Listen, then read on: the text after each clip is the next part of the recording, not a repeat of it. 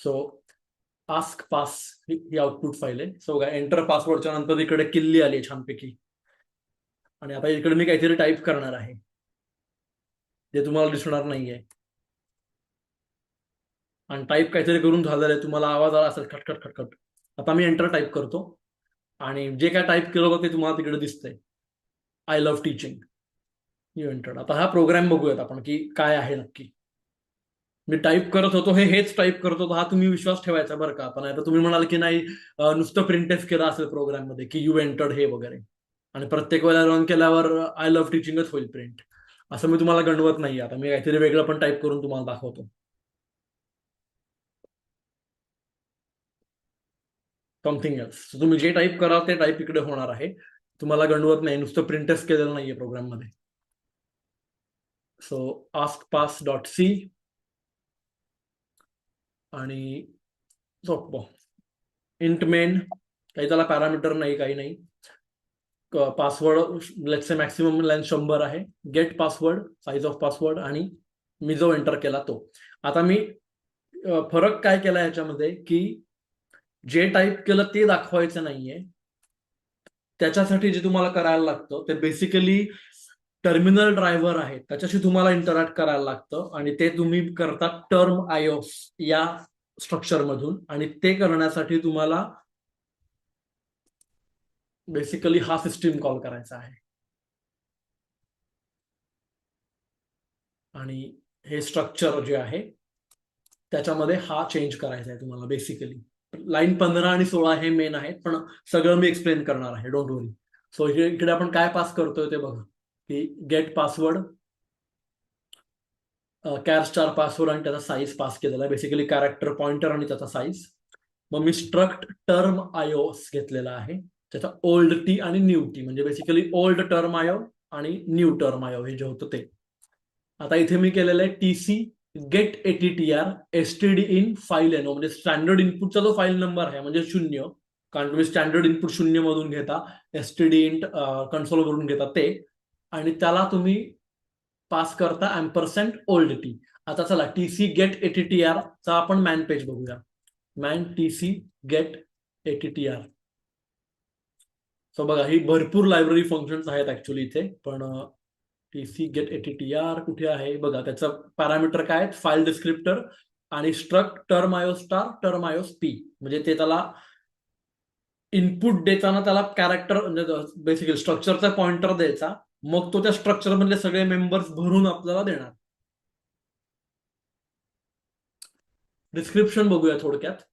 CF make raw, TC get ATR, TC set ATTR हे function काय करतात, provided for getting and setting term ios structure. So of course get ATTR ने आपण काय करणार आहोत, get attribute. So term ios आपण गेट करणार आहोत. तर टर्म आयोसचं इथे मला स्ट्रक्चरही दिसतंय का नाही जरा चेक करू द्या आपण. मला आठवत नाही की ते इथे आहे का नाही नेमकं स्ट्रक्चर, ते स्ट्रक्चर दुसरीकडे कुठेतरी असायचं.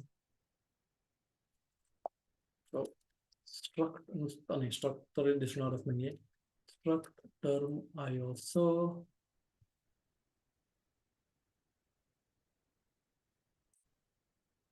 इकडे त्यांनी इन्क्लूड फाईल वगैरे पण दिली बघा, टर्म आयोस डॉट एच वगैरे. असो, तर बॅक टू दिस. सो इकडे तुम्हाला ते स्ट्रक्चर मिळालं ओल्ड टी. ओके. आता तुम्ही न्यू मध्ये कॉपी केलं, new T equal to old T, आणि मग नवीन जे तुमचं टर्म आयोस आहे त्याचा C underscore L flag ampersand equal to tilde echo. ही ओळ मला कोण सांगेल एक्सप्लेन करून, तिकडे मी कमेंटमध्ये टाकणार आहे. मला चॅटमध्ये सांगा की लाईन नंबर 17 मध्ये आता काय होत आहे. What am I doing on line number 17.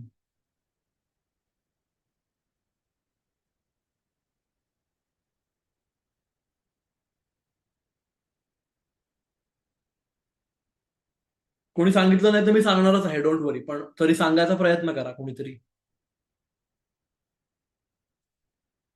Ampersand equal to tilde एको म्हणजे काय होतं नेमकं.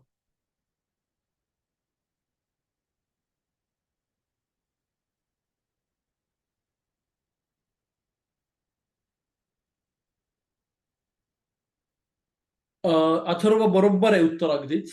इको डिसेबल होतं तिकडे, येस. की तुम्ही जे टाईप करता ते तुम्हाला दिसत नाही, सो इको डिसेबल होतं, हे बरोबर उत्तर आहे. पण मला थोडंसं टेक्निकल उत्तर हवंय की तिथे मी नेमकं करतोय काय, टेक्निकली काय करतोय. लॉजिकली बिझनेस लॉजिक बरोबर आहे अथर्व, की येस, की इथे मी इको डिसेबल केलेलं आहे या वाक्यामुळे, या स्टेटमेंटमुळे. पण हे statement C programming wise technically काय करतंय. इकोचे जे बीट आहेत ते बहुतेक झिरो सेट करतोय ते. येस, सो अथर्वचं उत्तर आहे की फ्लॅगचं काही बिटवाईज अँड होतंय. Yes yes yes, so bitwise and तिकडे होत आहे. यस. आणि सागरचं उत्तर अगदी करेक्ट आहे की तुम्ही काय करताय ते बिट ऑफ करताय. म्हणजे काय साधारण, सो फॉर एक्झाम्पल असं इमॅजिन करा की जो एल फ्लॅग जो आहे, हा असा काहीतरी तिथे डेटा आहे. हे रॅन्डम नंबर आहे बरं का, बिट्सचे बेसिकली, कारण तो फ्लॅग असल्यामुळे मी त्याचे तो बिट वाईज किंवा बिट ॲरे असं त्याला इमॅजिन केलेलं आहे. आणि त्याला आता अँड इक्वल टू, म्हणजे आपण ते अँड ऑपरेशन करायचं आहे कोणाबरोबर, एको बरोबर. सो आता लेट से एको जो आहे हा असा काहीतरी असेल की लेट से एस्केप वाय वाय आणि इथे पी करतो मी. आणि एको लेट से फक्त ही बिट 1 आहे त्याची. म्हणजे हा जो एल फ्लॅग आहे या व्हेरिएबलमध्ये सी अंडरस्कोर एल फ्लॅग, याच्यामध्ये परत भरपूर ज्या बिट्स आहेत त्याच्यामध्ये एकोचं जे बिट आहे ते हे वाला बिट आहे. ओके. मग जेव्हा आपण टिल्ड एको म्हणतो तेव्हा तुम्ही काय करता, टिल्ड म्हणजे काय, निगेशन. Tilde is negation. म्हणजे काय, निगेशन बिट म्हणजे काय, ही सगळे जिकडे जिकडे झिरो तिकडे तिकडे 1 होणार, जिकडे जिकडे 1 आहे तिकडे तिकडे 0 होणार. ऍक्च्युली थांबा मी जरा रिप्लेस मोड मध्ये जातो, इट्स बेटर. 1 1 1, मग हे जिकडे 1 आहे तिकडे होणार 0, जिकडे 0 तिकडे होणार 1. सो इकोचं निगेशन काय होणार, जिकडे 1 आहे तिकडे 0, जिकडे 0 तिकडे 1, हे बरोबर तसं निगेशन आलं का बघा. इथे मी म्हणतो ऍक्च्युली हे एका एका खालोखाल एकच पाहिजे, तर हे जरा नीट जास्त कळेल. टेल्ड इको एक आणि हे आता बरं दिसतंय का बघा, बरोबर एका खालोखाल एक एको. आणि एकोचं negation is exactly bit flip करायचे. आणि आता जो कुठला तुमचा सी फ्लॅग असेल तो फॉर एक्झाम्पल असा आहे आता. So C L underscore flag जो आहे, इथं नुसतं त्याला फ्लॅगच म्हणतो मी ऍक्च्युली फक्त. हा जो फ्लॅग आहे त्याच्यामध्ये बाय डिफॉल्ट बघा, हे जे इकोचं जे बिट आहे ते इकोचं बिट जे आहे ते आपण 1 लिहूया इकडे, म्हणजे सांगायला मला तुम्हाला सोपं जाईल. सो इकोचं बिट आहे ते 1 आहे बघा बाय डिफॉल्ट इथे. आणि आता मला ते 0 करायचंय, पण ते 0 करत असताना मला बाकीचे बिट्स हलवायचे नाहीयेत. सो म्हणून मी त्याला अँपरसँड इक्वल टू म्हटलंय का, कारण का जी इथे जर का 1 असेल आणि ओरिजिनल बिट अॅरे मध्ये 1 असेल तर 1 अँड 1चं उत्तर 1च येणार आहे. जर का ओरिजिनल बिट अॅरे मध्ये 0 असेल तर ते उत्तर 0 राहील. सो मला ओरिजिनल बिट अॅरे जो आहे फ्लॅगचा, हा मला अजिबात हलवायचा नाहीये एक्सेप्ट फॉर 1 पर्टिक्युलर बिट. ते जे बिट हलवायचे ते एकोचं बिट आहे, त्यामुळे ते फक्त बिट मला 0 पाहिजे, बाकी सगळे मला 1 पाहिजेत. तर मी जेव्हा अँपरसँड इक्वल टू करेन तेव्हा मला फक्त हे बिट 0 मिळेल. सो आता मी काय करणार आहे, हा जो फ्लॅग आहे हा फ्लॅग, आणि आता मी अँड करणार आहे कोणाशी,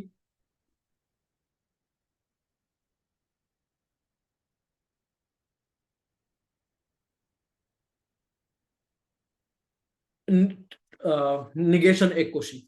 आणि हे जेव्हा मी निगेशन करीन तेव्हा बघा जिकडे जिकडे 0 आहेत ते सगळे फ्लॅग हे 0च राहणार आहेत. जिकडे 1 आहे ते पण 1च राहणार आहे. काय बदलणार आहे, फक्त फक्त आणि फक्त 0 मला बदलणार आहे, कारण का हे मला कंट्रोल करायचं आहे की हे पर्टिक्युलर बिट शून्य झालंच पाहिजे, कारण ते माझं एकोवालं बीट आहे. त्यामुळे यांचा अँडचा रिझल्ट काय येणार आहे बेसिकली, इथे आता मी रिझल्ट असं म्हणतो, पण रिझल्ट असं अख्खं म्हटल्यानंतर ते दिसणार नाही, रेस म्हणतो मी. सेम आणि फक्त इकोवाला बीट आहे ते 0 होणार आहे, बाकी सगळं सेम राहणार आहे फ्लॅग. ओके, आता ही लाईन कळली का सगळ्यांना? लाईन नंबर 30 कळली असेल तर एक टाईप करा.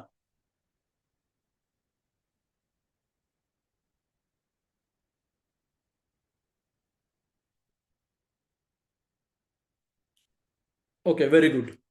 आणि आता हे सेट केल्यानंतर बेसिकली ते जे नवीन स्ट्रक्चर आहे ते पास करा टीसी सेट एटीटीआर ला, की ते बेसिकली टर्मिनलचं जे स्ट्रक्चर आहे टर्म आयोस ते आता तुम्ही सेट करा तुमच्या नवीन फ्लॅग प्रमाणे.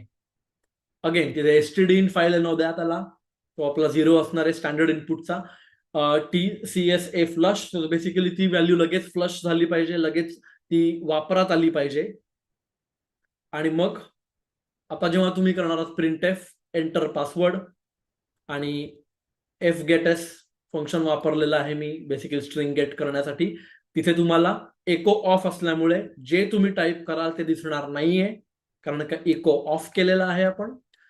आणि मग महत्वाची गोष्ट ही रिस्टोर टर्मिनल, हे जर का तुम्ही करायला विसरलात तर तुम्हाला भलतंच काहीतरी होईल, म्हणजे कारण जे काही पण तुम्ही टाईप केल्यावर तुम्हाला काही दिसणारच नाही, कारण तुम्ही इको ऑफ केला तुमच्या टर्मिनलचा. त्यामुळे हे अतिशय महत्वाचं आहे की जे ओल्ड टर्मिनल होतं ते पुन्हा रिस्टोअर करा, म्हणजे मग जे जे जे तुम्ही टाईप कराल ते तुम्हाला दिसेल. आता मग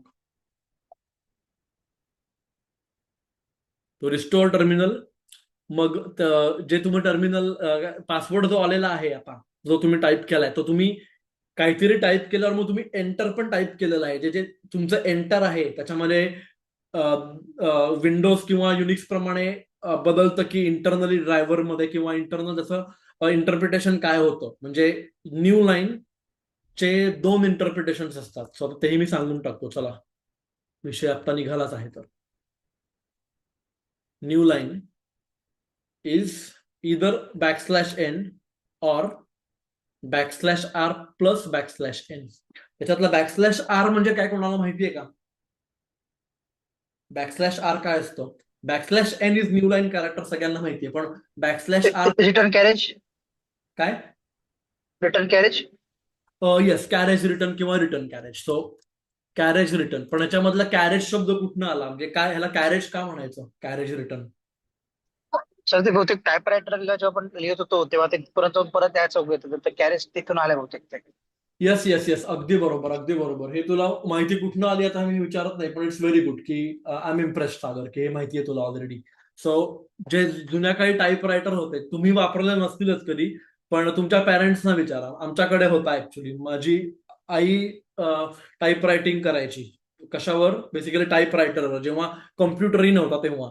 मी तुम्हाला कधीची गोष्ट सांगतोय, 1994-95 ची वगैरे. तेव्हा म्हणजे आमच्या घरी टाईपरायटर आणला होता, आणि ज्या वाड्यात आम्ही राहायचो त्या वाड्याच्या बाहेर बोर्ड लावला होता आम्ही, निलिमा टायपिंग सेंटर. निलिमा म्हणजे माझ्या आईचं नाव आहे. आणि मग घरी बेसिकली लोक द्यायची की आम्हाला हे टाईपरायटरवर टाईप करून द्या वगैरे, आणि मग त्याच्या काहीतरी एका पानाचे 8 आणे किंवा एका पानाचे 1 रुपया वगैरे असं आम्ही घ्यायचो. असो, तर तो जो टाईपरायटर असतो त्या टाईपरायटरला उजवीकडे किंवा डावीकडे असं एक लोखंडी असं एक हे असतं, त्याला काय म्हणतात, मला काय म्हणतात ते आठवत नाही, पण बेसिकली तुम्हाला नवीन ओळीवर जर का जायचं असेल, तुम्ही काहीतरी टाईप करताय आणि तुम्हाला नवीन ओळीवर जायचं असेल तर टाईपरायटरवर काही एंटर नाहीये.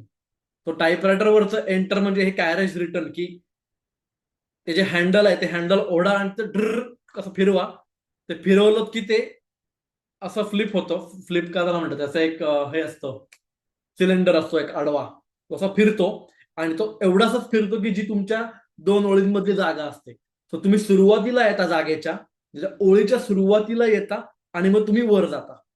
सो कॅरेज रिटर्न कसं वर्क करतं की आय एम टायपिंग समथिंग, आणि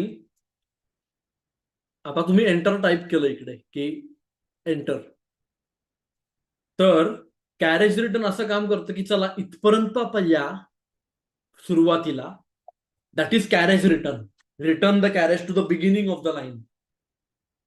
कॅरेज रिटर्न आणि मग न्यू लाईन. सो इथपासून इथपर्यंत येणं इज कॅरेज रिटर्न आणि न्यू लाईन म्हणजे मग खाली येणं.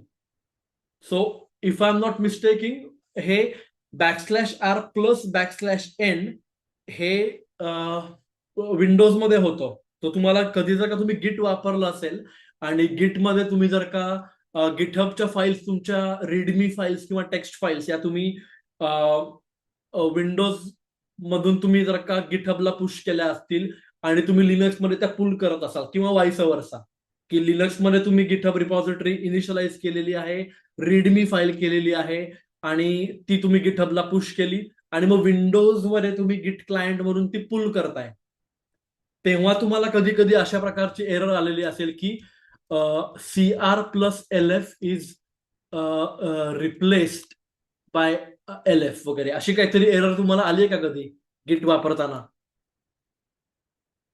ती एरर तुम्हाला याच्यामुळे आलेली आहे, ऑपरेटिंग सिस्टीमच्या त्या न्यू लाईनच्या इंटरप्रिटेशनच्या डिफरन्समुळे, की carriage return and LF is line feed. Basically backslash N हे जे आहे त्याला न्यू लाईन कॅरेक्टर नाही म्हणत, त्याला लाईन फीड असं म्हणतात.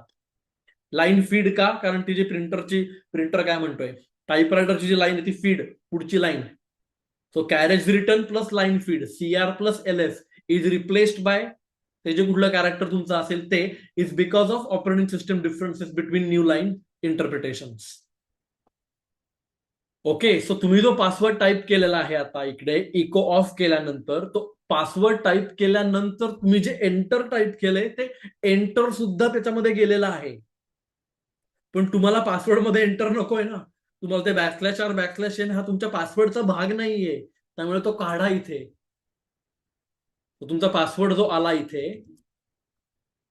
त्याचा जर का शेवटचं कॅरेक्टर len-1 हे जर का बॅकस्लॅश एन असेल तर रिमूव्ह. सो इथे फक्त मी बॅकस्लॅश एन लिहिलं, याचं कारण असं की मी आता लिनक्स किंवा लिनक्स म्हणण्यापेक्षा युनिक्स बेस्ड ऑपरेटिंग सिस्टीम आहे मॅकओएस, त्याच्यावर करतोय हा प्रोग्राम. म्हणून हा प्रोग्राम तुम्ही विंडोजवर केल्यावर तुम्हाला बॅकस्लॅश हे दोन काढावे लागतील. इथे मी युनिक्सवर करतोय, तुम्ही लिनक्सवर हा प्रोग्राम केल्यावर तुम्ही पण सेम कराल, बॅकस्लॅश एन काढा आणि स्ट्रिंगचा जो कॅरेक्टर स्ट्रिंगचा जो डिलिमिटर आहे ह्याचा मधला सी मधला बॅकस्लॅश 0 तो तिकडे तिकडे तुम्ही टाकाल. ओके, आणि तुम्ही कॅरेक्टर पॉइंटर टाईप केला पास केलेला असल्यामुळे तुम्हाला काही रिटर्न करायची गरज नाहीये गेट पासवर्ड मधून. आणि मग गेट पासवर्ड मधून तुम्ही कुठे आलेलात? You entered password.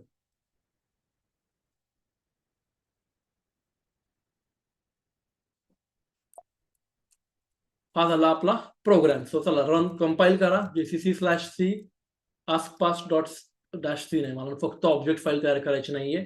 -o ask pass आणि ./askpass. पासवर्ड